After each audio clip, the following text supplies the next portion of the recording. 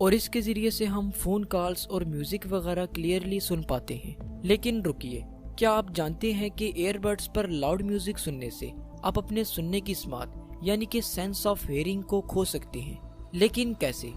चलिए देख लेते हैं कि ये ईयरबड्स कैसे हमारे ईयर्स को डैमेज करते हैं। देखिए, हमारा कान 3 पार्ट से मिलकर बना होता है जो कि मिलकर काम करते हैं और साउंड वेव्स को प्रोसेस करते हैं। ये 3 parts outer ear, middle ear और इनर ईयर हैं। अब ये जो इनर ईयर है, जिसे हम कॉक्लिया भी कहते हैं, ये एक फ्लूइड फील्ड स्ट्रक्चर है और इसमें टाइनी हेयर सेल्स भी प्रेजेंट होते हैं।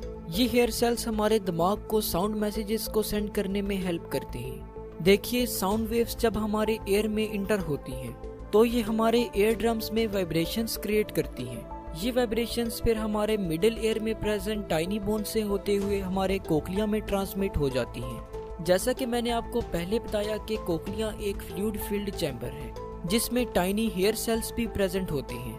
ये वाइब्रेशंस इस फ्लूइड और इन छोटे छोटे हेयर सेल्स में से पास होती हैं।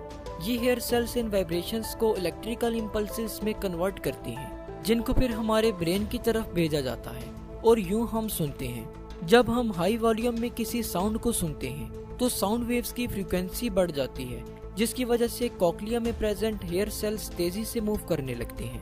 अगर हम continuously high frequency sound waves को सुनते रहें तो हमारे कोक्लिया में प्रेजेंट ये टाइनी हेयर सेल्स डैमेज होने लगते हैं, जो कि हेयरिंग लॉस का सबब बन सकता है। अब यहाँ आपको बताता चलूं कि हमारे कान 70 dBA तक की साउंड वेव्स को सेफली सुन पाते हैं। 60/60 मिनट रूल को अपना करके हम सेफली अपने कानों को किसी भी किस्म का डैमेज पहुंचाए बगैर ईयरबड्स का इस्तेमाल कर सकते हैं। इस रूल के अकॉर्डिंग जब भी आप ईयरबड्स इस्तेमाल करें तो कोशिश करें कि वॉल्यूम को 60% तक रखें और इसके अलावा ईयरबड्स को कंटिन्यूसली 60 मिनट से ज्यादा यूज न करें।